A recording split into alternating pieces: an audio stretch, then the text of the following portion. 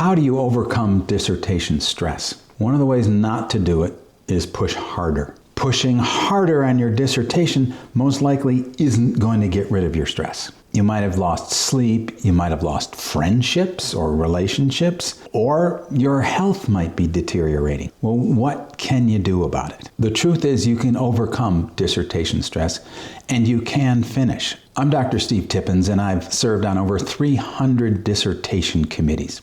I've also coached scores of people, helping them finish their dissertations. And if you're looking for support and accountability, click on the link below to join our free dissertation help group. First thing I want to say is feeling stressed out by the dissertation process doesn't mean that you're weak. It actually means that you're in touch with things. Too many people who are stressed out and don't understand it and just push harder. And those people many times are the ones that break. It's the people that understand where they are that can then do something about it.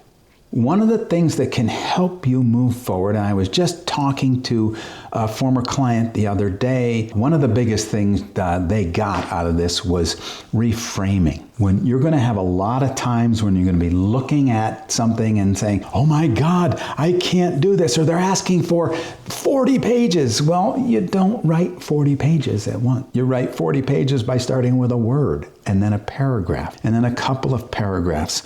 So you want to reframe, relook at things, redefine success. Again, I'm not going to write 40 pages today, but I'm going to write some of it, and then I'll write some more of it. And by writing some of it, I've got success. So break your tasks down into small, doable achievements. I'm a big proponent of writing lists. Break them down into small things. And sometimes, and I got this from a children's book called Frog and Toad. One of the things I sometimes do is I will write down on my list 2 or 3 things I've already accomplished so that I can check them off. Or if I'm feeling really in need of something, the first thing on my list is going to be make list. And then I check it off and I feel an accomplishment and the stress starts to diminish. In making your day and your goals doable, I don't recommend saying, I'm going to write for 12 hours today. Write for 25 minutes every day. You're not going to finish your dissertation. In fact, there's a book that says titled How to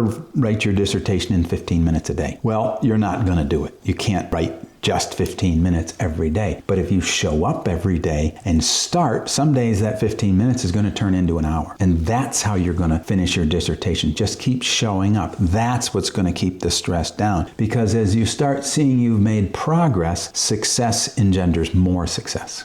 One thing that will also help you is you're not trying to be brilliant. I've seen too many people try to write to impress and use all kinds of words, and many times they're the wrong words. Write for clarity, precision. That's what's going to get you finished. Not using words that your committee has to go look up every 4th line. There's another word that's, well, what's that mean? Is that being used right? No, you don't want your reader to be confused. You want your reader to understand what you're saying. If a big word is needed, okay, it's needed, but it's not the purpose of your writing is to fill it with big words. Now, when you become a doctoral student, some people feel they've given up their life to this program, or they're a graduate assistant or a teaching assistant. You have to also protect your energy, you protect your space. No one else is going to do it for you. Look, if I keep asking and you keep saying yes, I'm going to keep asking because you always say yes. But if you say, that's great, I wish I could, but I can't. Or, yes, I'm available during this time period. And outside of that time period, you're taking care of yourself. You're doing your reading, you're doing your writing, but you're also taking a walk, talking with your family, playing with your poor neglected dog. You're doing whatever feeds you. And I want you to take breaks without guilt. One of the things I learned, and I've had a number of people confirm this, is over the course of a week, you're going to waste time even if you think you're working all the time. When I was in undergraduate school, there was a music school there. And I would walk through the music school and see all the practice rooms. And about half of them would be empty with an instrument sitting in the room. And then I'd listen to the music students who say, oh my God, I practiced 9 hours today. Well, I don't know if you can really play the piano or the flute or whatever it is for 9 straight hours in a day. But what they did do is have their instrument in a room for 9 hours. And they would practice for 45 minutes and then get up and walk around and talk to people for half an hour. And they'd come back and do something else and go talk to people. So yeah, they were there for 9 hours, but they were protecting themselves by taking sanity breaks every once in a while. Food is important. It's a fuel, and you want to put good fuel into your body. I will tell you, when I was studying for my comprehensive exams, I lived on some incredibly basic food groups that really fueled me. Jelly beans, Cheez-Its, and cheap vanilla cream cookies. And I had all kinds of justification. Cheez-Its, well, that had to be protein because there was cheese. And jelly beans, well, beans, everybody knows are good for us. Well, vanilla, that's an expensive spice. That's got to be good for me. And I came in one day to do studying, and I had a 1-pound box of Cheez-Its, and I put it down in the chair next to me, and I looked and found out there were 4 empty 1-pound boxes of Cheez-Its there. And at that moment, I realized I'm probably going to need a vegetable because I wasn't sleeping that well, and I was using bad food to move me forward and sugars to keep me up. And, I switched my diet pretty quickly, and all of a sudden I was a lot more efficient and able to accomplish things in less time.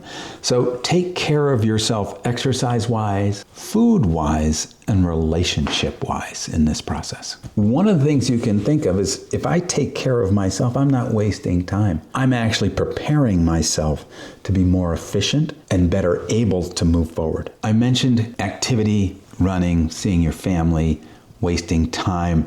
Guilt is a big thing. We feel guilty for not doing what we think we should be doing. But if you remember, if you're wasting time or using time for other purposes, if I'm not working and I'm playing tennis or pickleball or the piano or talking to someone, be there fully. Do it. As opposed to feeling guilty, because if I feel guilty while doing that and then come back and feel guilty, well, I didn't get any benefit from anything. But if I take a break and talk to a friend and fully talk to them and I'm present with them and then come back, well, I've had a good relationship and interaction that hopefully has fed me. And now I come back and I can dive back into my work. Because many times we need that gap, that space for our mind to work on things so that we get the answers we needed. Another thing I think is going to be important for you is to have a support network. This is a lonely journey, and a lot of people in your life aren't going to understand the process and or what you're doing. But they understand you and love you. So let them be part of your life. Don't just hide from them. Don't say, I'll see you in 4 years when I'm done. They're going to have lives too and move on. But if you allow them to be part of your life, help them understand even to a small degree what you're doing, you're going to have a support network that's going to be vitally important to you when something comes up. And I'm going to tell you, something's going to come up. There's going to be a deadline you're going to be pushed on. There's going to be a need for proofreading. There's going to be something that you weren't ready for. Having a support group is vital for helping you move forward and also for your mental health. I talk to people frequently who say, well, I can't ask my professor this question. I'm afraid to ask this question. I don't want to look like I'm dumb. Well, if you don't know the answer, you better ask, because you're just going to be wandering around for a long time waiting for the answer to, hit you in the face or something. I don't know how you're going to get it if you don't ask. And people get intimidated from their committee members. So having a support network, having people who understand the process, understand what you're going through, can be incredibly helpful, because fear of asking a question doesn't get you there. I've worked with many people who understand that they can ask a question.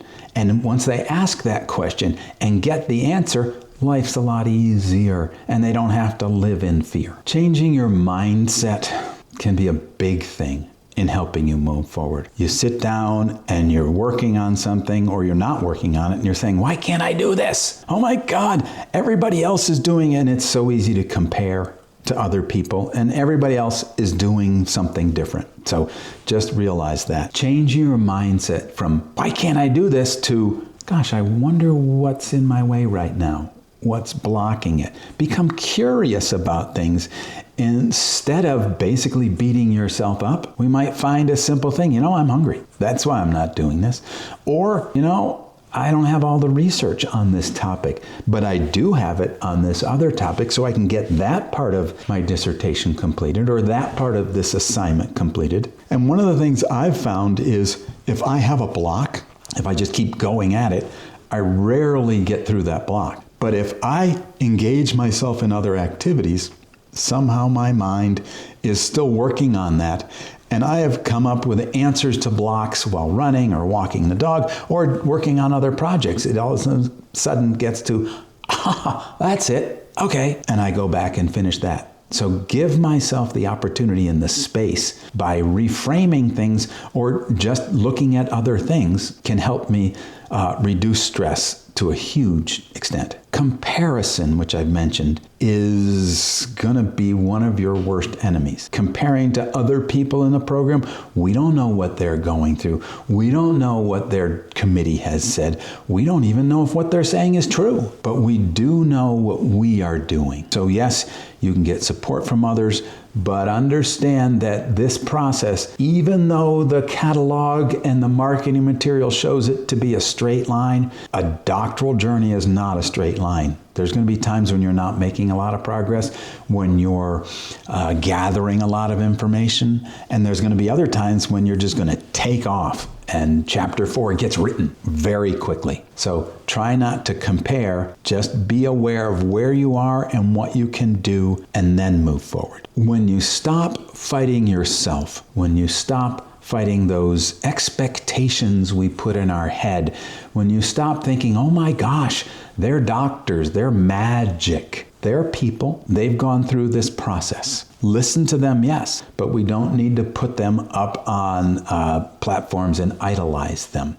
When you start understanding you and understanding what you need, that's when you're going to make a lot of progress. And if you're looking for support, if you're looking for a community, join our free dissertation help group using the link below, and you will find people to converse with. You're going to find assets that are going to help you, as our goal is to help you finish. Good luck.